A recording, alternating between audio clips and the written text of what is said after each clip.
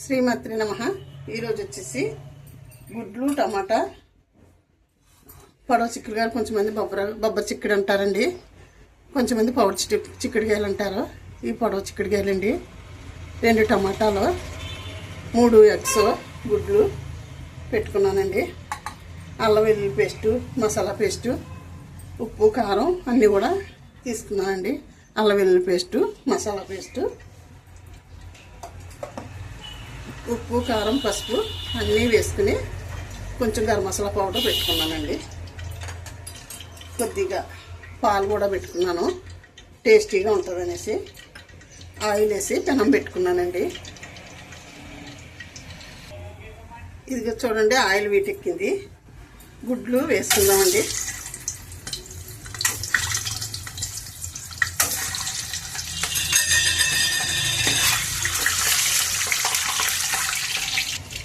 గుడ్లు తీసి పక్కన పెట్టేసుకుందాము. వేగేవి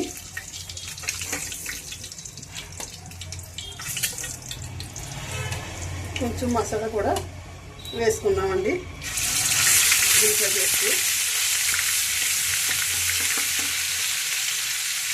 పచ్చిమిర్చి కూడా వేసుకున్నాము.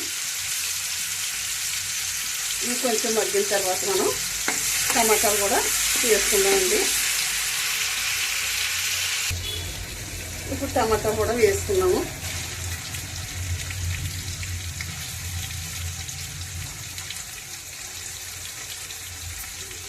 కొంచెం వేగిన తర్వాత మనం చిక్కుడుకాయ ముక్కలు కూడా వేసుకున్నాము.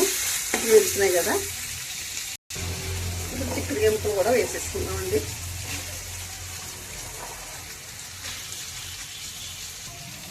కొంచెం మనం మగ్గే వరకు మూత పెట్టుకుందాము.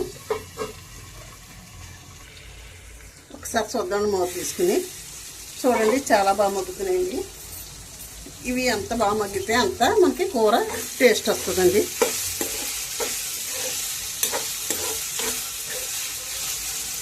ఇప్పుడు మనం ఏం చేద్దామంటే ఉప్పు కారం పసుపు గరం మసాలా పౌడర్ వేసేసుకుందామండి.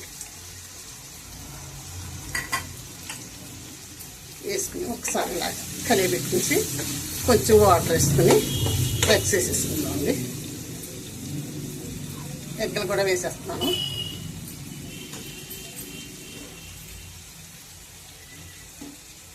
కొంచెం పాలు కూడా వేస్తానండి.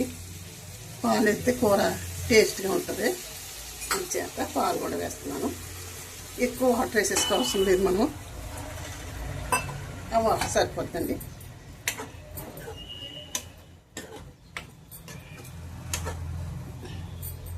ఒకసారిలా కలిగి పెట్టుకుంటే అన్నిటికీ పడుతుంది కదా, అంచేత కలిగి పెట్టాను. మూత పెట్టేసుకుందామండి. మనం ఒక్కోసారి చూద్దామండి ఎలా ఉందో. చూడండి, బాగా ఉడుకుతుంది. ఇంకా కొంచెం వాటర్ ఉంది కదా, వాటర్లో ఉంది కదా, వాటర్లో ఉన్నది బాగోదండి. కొంచెం ఉడికితే గ్రేవీ దగ్గరికి వచ్చేస్తుంది. దింపేసుకుందాం. ఉడికిపోవడం అయితే ఉడికిపోయిందండి. అయినా కాసేపు ఇంకా కొంచెం మగ్గితే మనకి చూద్దాం. ఒకసారి కూర కర్రీ రెడీ అయిపోయిందండి. కట్టేస్తున్నాను. ఈ గ్రేవీ ఉండగా కట్టేసుకోవాలి మనం. ఇప్పుడు ఏం చేస్తానంటే అండి, ఈ బౌల్లోకి తీసేసుకుందాం.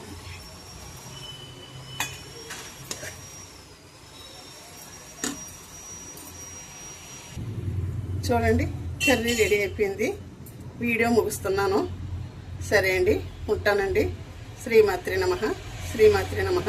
శ్రీమాత్రి నమః. మీరు కూడా ఇలాగ కర్రీ రెడీ చేసి తయారు చేసుకుని వండుకొని చూడండి, ఎంత టేస్టీగా ఉంటుందో. ఉప్పు కారం మరీ ఎక్కువ వేసుకోకుండా వండుకుంటే చాలా బాగుంటుందండి. పాలు కొంచెం పోసుకుంటే టేస్టీగా ఉంటుందండి కర్రీ. సూపర్ టేస్ట్ అండి. ఉంటానండి.